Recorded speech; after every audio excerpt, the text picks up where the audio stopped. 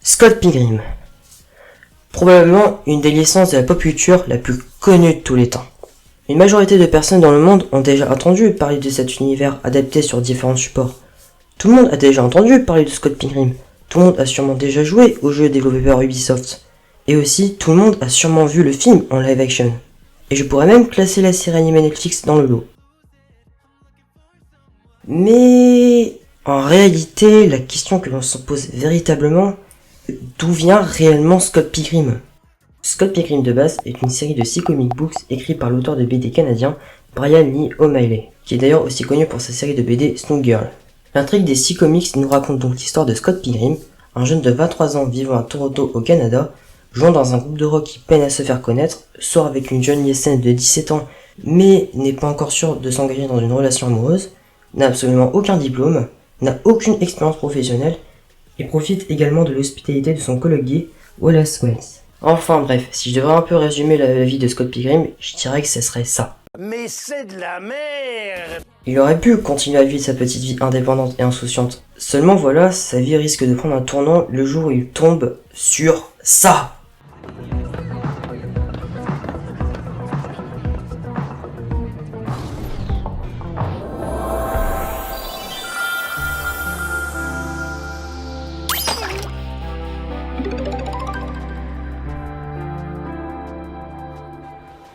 Son nom, c'est Ramona Flowers, une fille assez mystérieuse qui vient juste d'emménager à Toronto pour essayer de démarrer une nouvelle vie.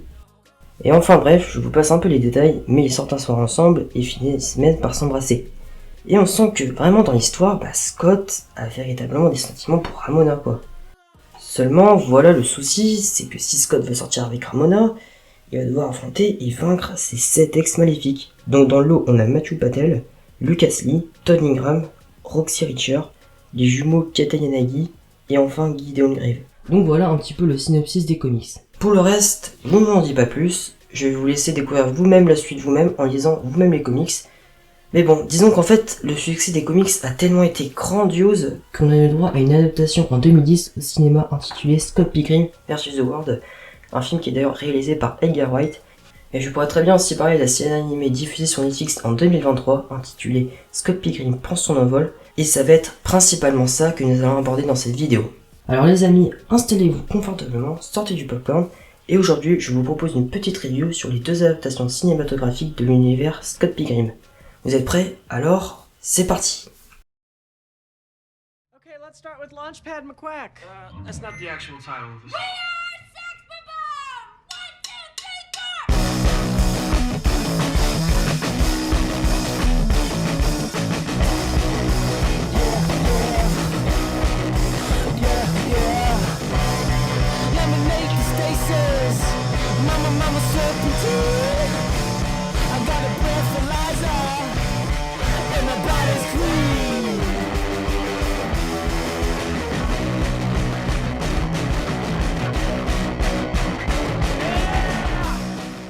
Comme je vous l'ai déjà dit en début de vidéo, le film a été réalisé par Edgar Wright. Il est bel et bien sorti en 2010 et il a bel et bien été produit par Universal Studios. Alors, déjà pour commencer, ce que l'on peut déjà remarquer, c'est que le film reste très fidèle aux comics. Certaines scènes d'action sont à peu près les mêmes que dans les comics, beaucoup de dialogues des livres sont repris dans le film. Really? Is she hot? How old are you now, Scott? Like 28? I'm not playing your little games, kid. Really? Is she hot? How old are you now, Scott? Like 28? I'm not playing your little games, kids. Et même les effets spéciaux ont pas mal de références à ceux des BD.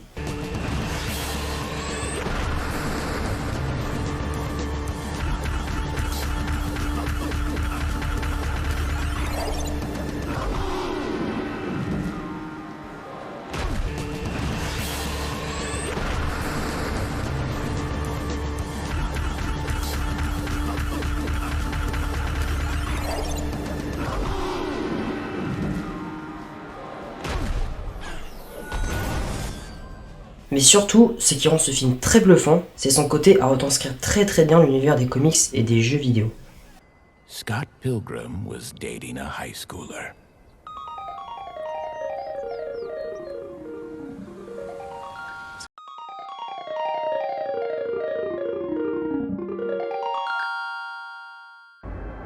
So alone.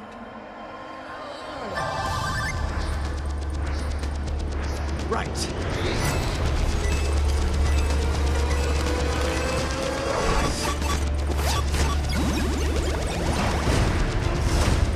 What? Never mind. Ce film a également de très bonnes idées de mise en scène, et c'est ce qui en fait sa force. J'ai vraiment trouvé ça bluffant de voir des combats de dessins animés être reproduits en prise de vue réelle. Non, parce qu'en fait, je dis ça parce que souvent on a un petit peu du mal à reproduire ce qu'on voit dans les dessins animés. Hein.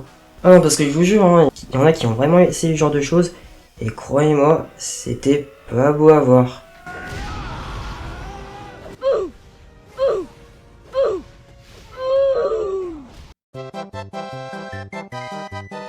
En dehors des techniques, le casting est également très bon. Il y a de bons acteurs, des personnages avec un caractère assez marrant, énervant, voire même insupportable, mais bon, l'intrigue arrive quand même à les rendre très attachants. L'histoire est également la même que dans les comics, à l'exception de certaines scènes modifiées dans le film, mais si je devais en revenir sur le film, je dirais déjà que les personnages sont assez respectés, et les musiques sont vraiment un pur régal à écouter.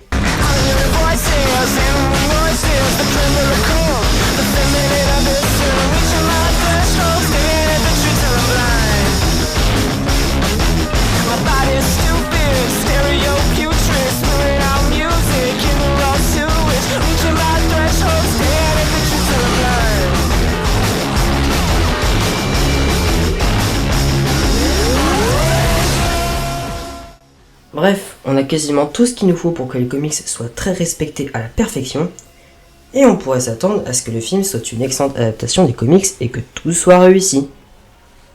Eh bien, malgré tous les retours positifs qui le qualifient de très bon film, sachez que j'y vois quelques soucis. Car même si c'est vrai que le casting s'en sort super bien sur la direction artistique et sur le casting, dites-vous bien que j'y vois quelques défauts. Alors déjà, pour commencer, je trouve que la personnalité de Ramona a été très mal exécutée dans ce film. Elle est arrogante, désagréable par moments, et franchement pas très intéressante. Hey, you know Pac-Man? I know of him. Well, Pac-Man was originally called Puckman. Yeah, that's amazing. What did you have in mind? You have a band. Yeah, we're terrible. Please come. Sure. Is that seriously the end of the story?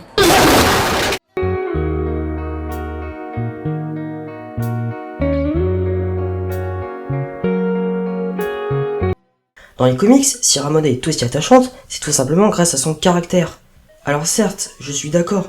Certains vont me dire qu'elle taquine souvent Scott et qu'elle n'est souvent pas très sympa avec lui. Mais là encore, je dirais que c'est vraiment pour de bonnes raisons. C'est pour essayer un peu de le rendre meilleur et le pousser à devenir une meilleure personne. Alors que dans le film, elle se contente juste d'être désagréable sans avoir le droit à son propre développement. Mais bon, encore, ça limite pour moi, c'est pour moi le problème moins grave. Même si je trouve ça un peu insultant que Ramona n'a pas été respectée dans ce film. Non, pour moi le vrai problème de ce film, c'est le manque total de développement de personnage. À part Scott Pilgrim qui a eu le droit à son développement, tous les autres ne servent pas spécialement à grand chose. Pour ce qui est Steven Stills, bah lui c'est juste le chanteur du groupe qui a un manque total de confiance en lui et qui sert pas trop à grand chose. Kim Pine n'est pas du tout assez développée alors qu'elle avait toutes les qualités pour. Yoon Neil, franchement lui il ne sert quasiment à rien. Je sais pas qu'est-ce qu'il fout là, à part être le copain de Knives dans l'intrigue, hein. Je vais spoiler un petit peu, désolé. Franchement je sais pas à quoi il sert, franchement c'est ridicule. Julie Powers, elle dit que des insultes et rien d'autre. Et enfin, Nav Xiao, qui elle aurait dû grandir en maturité durant tout le film, mais non en fait. Il y a limite qu'à la fin elle grandit un petit peu, mais le reste du film je le trouve un peu pathétique. À la limite, je trouve que Wallace Wells était certes un personnage qui ne faisait pas spécialement grand chose durant toute l'histoire, mais qui arrivait quand même à rester un personnage intéressant et amical, et aussi parce qu'il donnait des bons conseils d'amis à Scott. Alors que pourtant ça reste que le collègue de Scott. Mais vous savez pour moi c'est quoi le pire? C'est pas spécialement les personnages secondaires. Pour moi ça reste les ex-maléfiques que je trouve juste ridicules. Déjà on dirait que le film passe plus son temps à introduire les ex de Ramona plutôt que de développer les protagonistes. Alors en soi ça peut pas être mauvais, ça peut même être très intéressant de développer les méchants, de dire pourquoi ils sont méchants par exemple. Non. Alors à la limite, ok, je suis d'accord, Ramona, durant tout le film, elle explique à certains pourquoi ils sont devenus maléfiques et méchants, mais je les trouve juste ridicules. J'ai l'impression qu'ils sont juste là pour jouer les méchants et c'est tout. Je veux dire, ils sont tellement ridicules que je pourrais même les classer dans la catégorie de méchants clichés que l'on voit dans les dessins animés pour enfants. La même chose que toutes les nuits, Minus, tenter de conquérir le monde. Je veux dire, par exemple, Matthew, il veut juste se venger de Ramona parce qu'elle l'a largué au collège, alors que là, elle doit avoir les 20 ans. Non mais, putain, mais sérieux, il a quel âge ce gars, quoi. Lucas Lee, bah, il aime juste se battre et c'est tout. Let's go get a beer. It's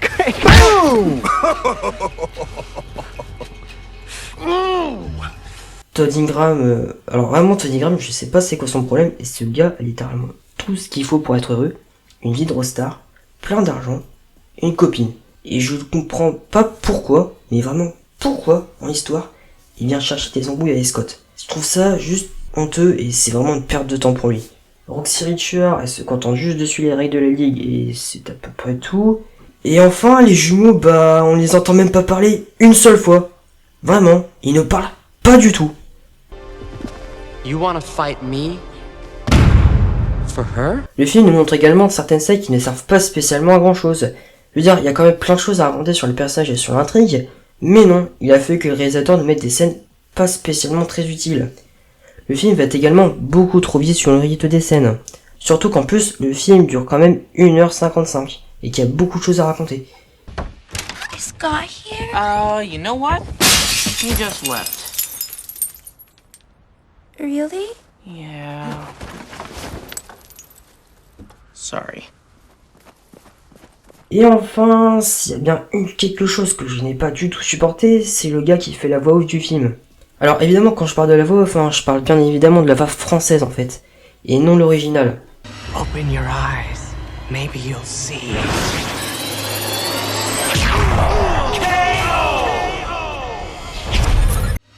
Ouvre les yeux. Rien n'est impossible.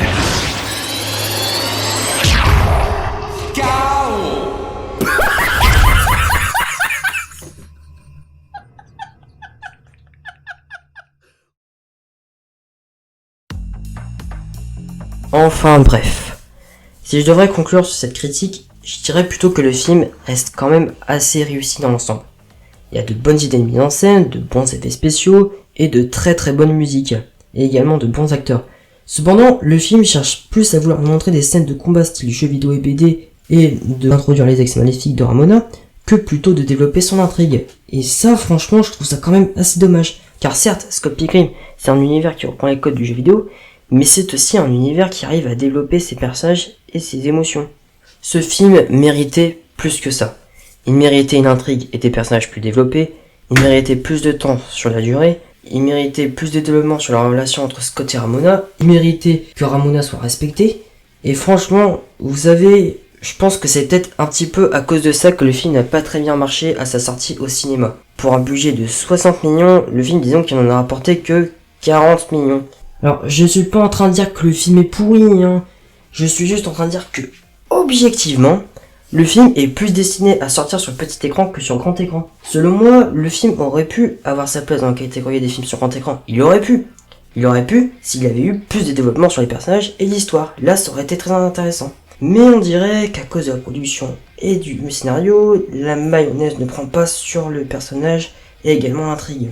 Bon, après, c'est vrai, je le critique pas mal. Mais sinon, le film est franchement bien et je le trouve assez sincère à la fois sur ses effets spéciaux pop culture. Alors, un petit conseil, que si vous êtes intéressé par les films qui retranscrivent très très bien l'univers des jeux vidéo et des bandes dessinées, foncez sur Scott Pilgrim vs The World. En revanche, par contre, si vous êtes plus intéressé par l'avancement d'une intrigue intéressante à développer, bah vous pouvez passer votre chemin.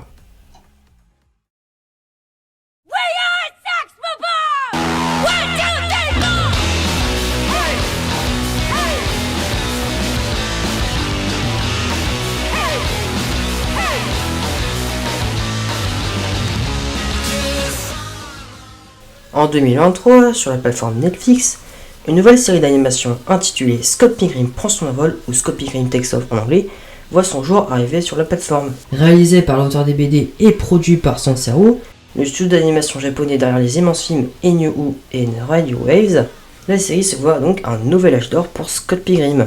Pour ce qui est de l'histoire, on reprend l'intrigue du début du film de 2010 tout en essayant de rester très original.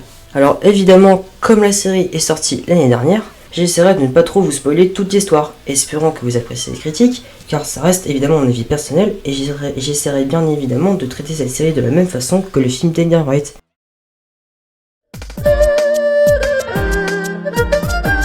Alors pour commencer, j'ai déjà envie de le dire, mais franchement, qu'est-ce que j'adore le redesign des personnages. Franchement, ça colle super bien à leur trait de caractère et ça les rend très très attachants.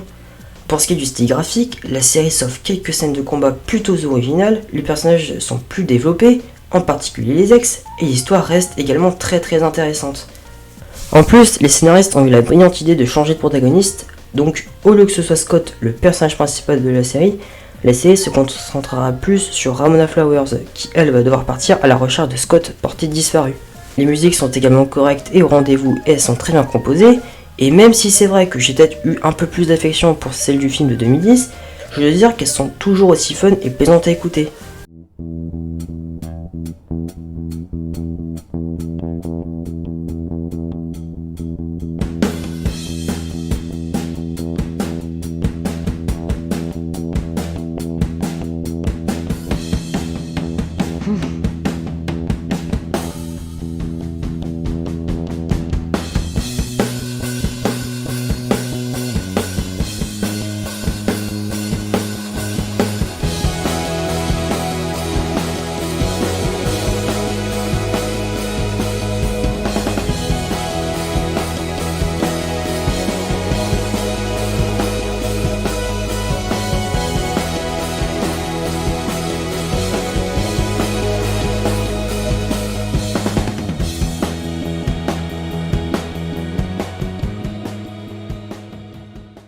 Les personnages sont aussi très bien traités et respectés, en particulier Ramona, et heureusement d'ailleurs. Ramona d'ailleurs qui je trouve même beaucoup plus agréable que dans un comics ou que dans le film. D'ailleurs pour moi le gros point fort de la série ça reste pour moi les ex maléfiques. Enfin je dis quand même maléfiques, mais en fait dans la série, bizarrement je n'arrive pas vraiment à les voir comme des méchants. Autant dans les films ils étaient plutôt considérés comme des antagonistes ridicules, sans saveur, à part Gideon, mais autant dans la série, c'est plutôt tout le contraire en fait. Ils ont chacun un eux, leur propre arc narratif. Par exemple, pour ce qui est celui de Roxy Richer, son arc nous montre Roxy qui vient provoquer Ramona en duel parce qu'elle l'a abandonné quand elle était étudiante. Ou encore l'arc de Lucas Lee qui raconte comment l'acteur hollywoodien a fini par être renvoyé de son film. Alors évidemment, il y a quand même des défauts. Pour moi, à la limite, les deux seuls défauts que je reproche à la série, c'est tout d'abord la qualité de l'animation que je trouve assez vieillosse sur certains passages, et le manque total de développement sur certains personnages.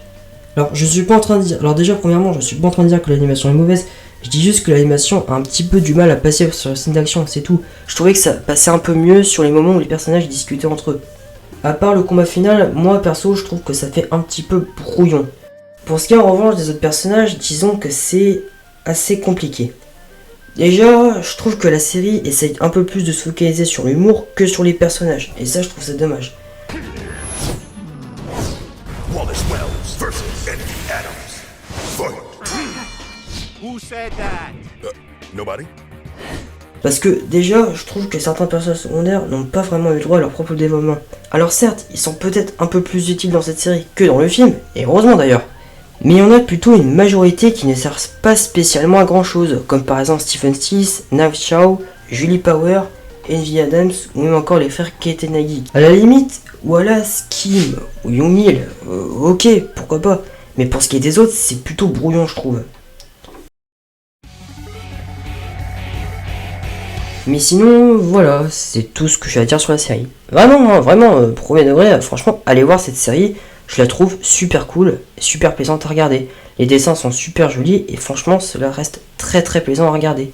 Pour conclure, je dirais que Scott Pilgrim prend son envol est une très bonne série d'animation et surtout une très bonne adaptation des comics. Ce n'est pas parfait, c'est vrai, il y a que petites lenteurs de temps en temps sur certains épisodes, mais franchement ça reste très fidèle au comic book et on sent vraiment que les créateurs de la série voulaient vraiment rendre hommage au roman graphique. Donc je considère cette série comme une lettre d'amour pour Scott Pilgrim et ses personnages. Voilà, je pense que c'est tout ce que j'ai à dire pour cette deux adaptations.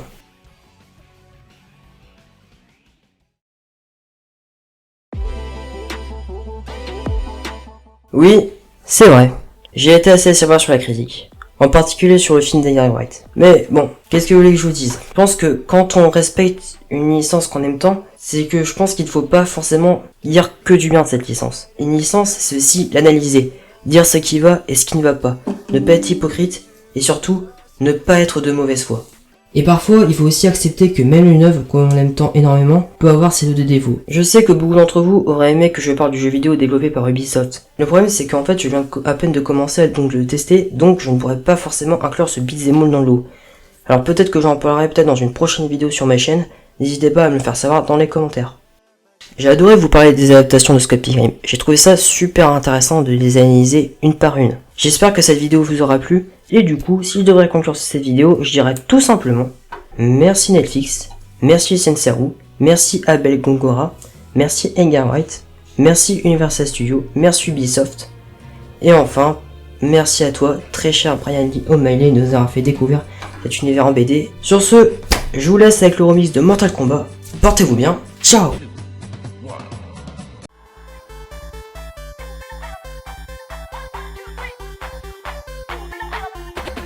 Toronto, Canada. Not too long ago. Scott Pilgrim takes on